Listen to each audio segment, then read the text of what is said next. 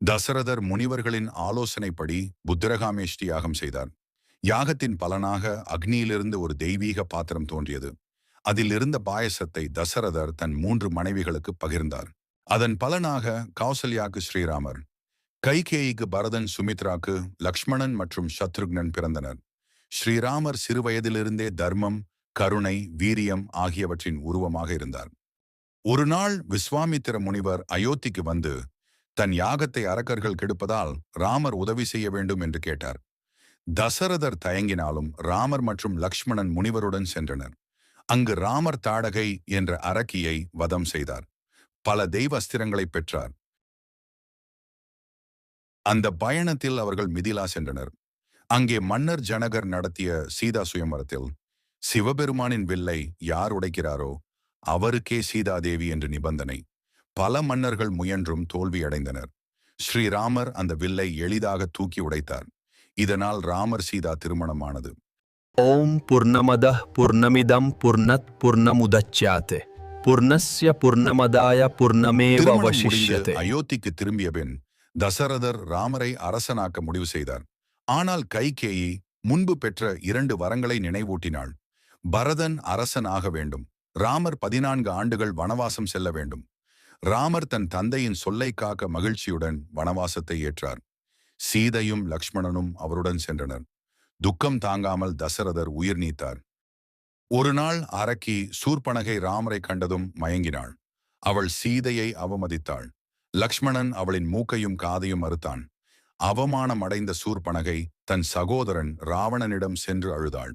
பஞ்சவட்டி காட்டில் மின்னும் அழகான பொன்மான் தோன்றியது.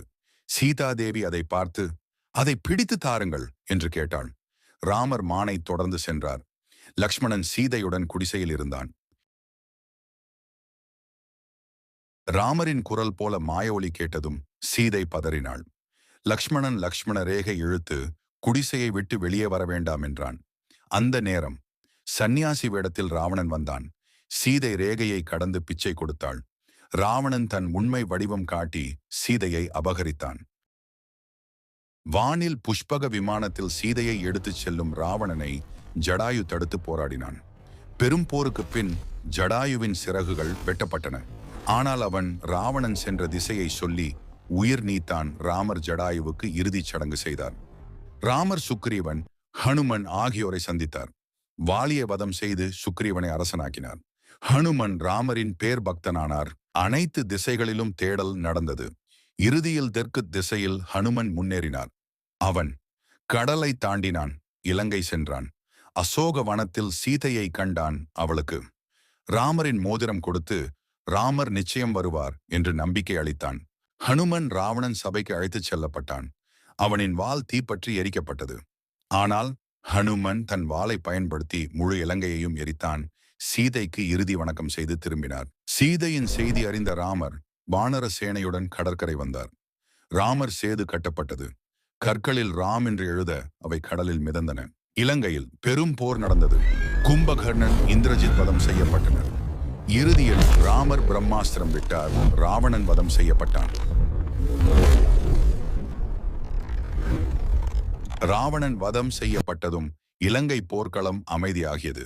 அசுரர்களின் ஆட்சி முடிந்து தர்மம் வெற்றி பெற்றது. வானர சேனை மகிழ்ச்சியில் முழங்கியது. லக்ஷ்மணன், ஹனுமன், சுக்ரீவன் அனைவரும் ராமரின் வெற்றியை போற்றினர். அந்த நேரம் சீதாதேவி அசோக வனத்திலிருந்து அழைத்து வரப்பட்டாள். ராமர் சீதையை பார்த்தபின் அருகில் இருந்த அனைவரிடமும் உரையாடினார். ராமர் கூறினார், ராவணனை நான் வதம் செய்தது என் தனிப்பட்ட கோபத்திற்காக அல்ல. அது என் குலத்திற்கும் தர்மத்திற்கும் ஏற்பட்ட அவமதிப்பை அகற்றவே. பின்னர் அவர் சீதையை நோக்கி கூறினார், நீ என் மனைவி என்பதில் எனக்கு சந்தேகமில்லை. ஆனால் ஒரு அரசன் என்ற முறையில் மக்கள் சந்தேகப்படாதபடி தர்மத்தை நிலைநிறுத்த வேண்டும். சீதாதேவி தன் ஆபரணங்களை கழற்றி ராமரை மனதார வணங்கி அக்னியை நோக்கி கைகூப்பி கூறினாள், என் மனம் ராமரையே நினைத்திருந்தால் அக்னி என்னை எரிக்காது. அவள் அமைதியாக அக்னி குண்டத்தில் நடந்து சென்றாள். அந்த நொடியில் உலகமே நின்றது போலிருந்தது. ராமரின் கண்கள் ஈரமானது. அடுத்த கணமே அக்னியிலிருந்து அக்னி தேவன் தோன்றினார். அவர் தெய்வீக ஒளியுடன் சாந்தமான முகத்துடன் சீதாதேவியை எந்த காயமும் இன்றி கைகளில் தாங்கி வெளியே கொண்டு வந்தார். அக்னி தேவன் கூறினார், இவள் பரிசுத்தமானவள். எண்ணத்தாலும் செய்கையாலும் ஒருபோதும் தவறவில்லை. அக்னி பரீட்சைக்கு பின் ராமர் சேனைக்கு நன்றி தெரிவித்தார். விபீஷணனை இலங்கை அரசனாக்கினார். அயோத்தி திரும்ப தயாரானார்.